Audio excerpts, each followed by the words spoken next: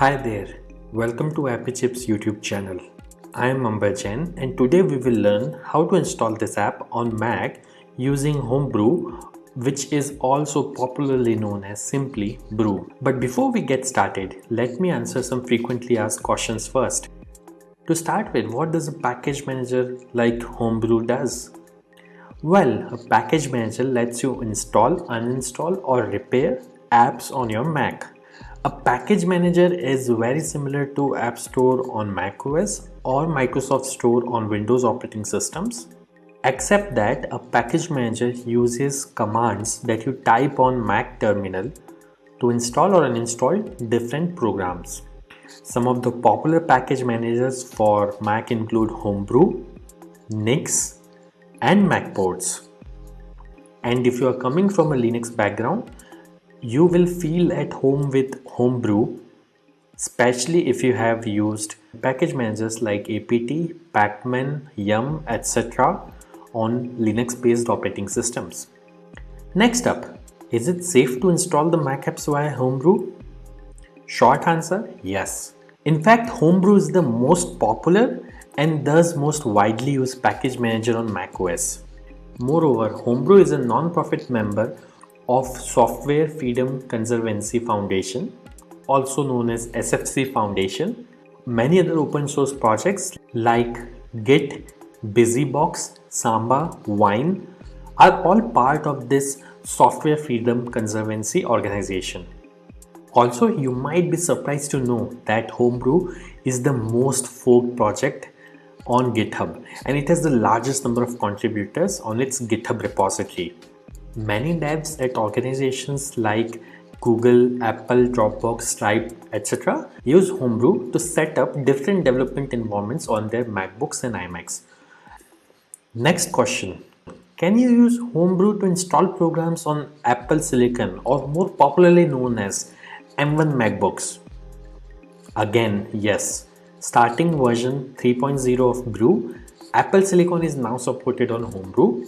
In fact, Homebrew also supports programs that are at the moment only supported via Rosetta 2 on Apple Silicon. Now that I have answered your questions on safety and compatibility of Homebrew, let's get to the installation process. Before we can install anything using Brew, we need to install the package manager itself, that is Homebrew, on your Mac. So let's see now how can we install Brew on Mac. Let me open my Mac here. First, you need to press Command and space on your keyboard. This will open Spotlight Search on your Mac. And then you have to type terminal.app. You will see this terminal app. Simply double click on it to open terminal. Let me maximize this terminal window. Now we need to copy paste the command to install Homebrew from the Brew website. So open your web browser and simply go to the website brew.sh.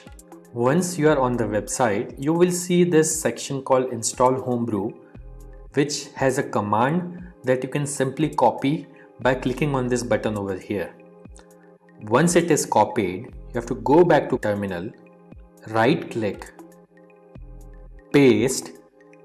Now that the command is copy paste over onto this terminal, press enter. This will start Brew installation. Now it is prompting me to enter my user's password on Mac. I am going to type the password now, but it won't be visible on your terminal.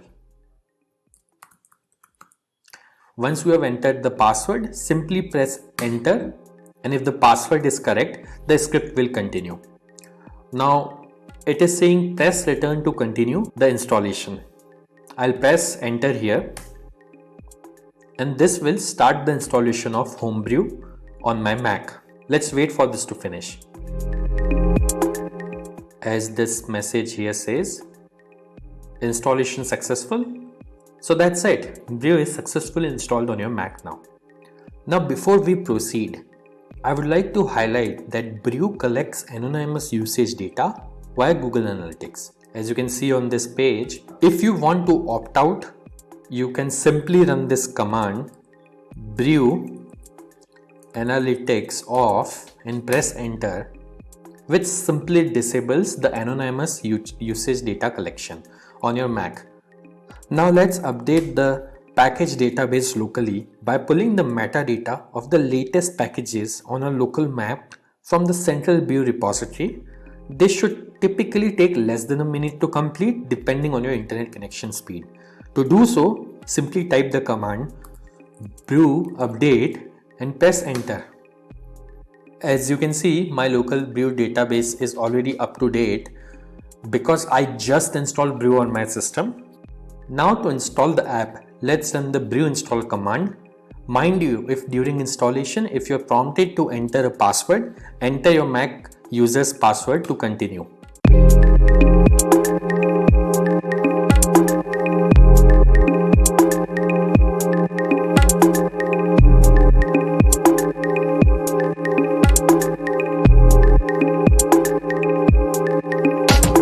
That's it. The installation was successful. If this video was useful, don't forget to hit the like button. And if you faced any problems during the installation in this video, please leave a comment below and somebody from AppyChip team will reply back to you. If in future any app installed using brew stops working, then you can simply reinstall it using the command brew space reinstall space the name of the program. For example, I'll try to reinstall this program called Hello, which is already installed on my system. As you can see, it is downloading the program and it says reinstalling Hello, and now Hello is successfully installed. And if you want to uninstall any app installed using brew, simply run brew space uninstall space the name of the program. In this case, I will try to uninstall the program Hello, which is already installed on my system. As you can see, within a few seconds, it says the program is successfully uninstalled. Also, over time, brew might end up consuming disk space on your Mac as it keeps installers of the programs that you had installed on your hard disk in a cache directory. So you can use the brew space cleanup command once every 6 to 12 months to free up some space on your Mac. This command removes app installers and older versions of the packages only. It would not uninstall any of the apps that you have installed. As you can see, brew cleanup was successfully run on my system. So do subscribe to our channel as we have tutorials for installation of over 9,000 programs on Mac, which will come handy. If you need to install other apps on Mac in future, chances are that we have got it covered already.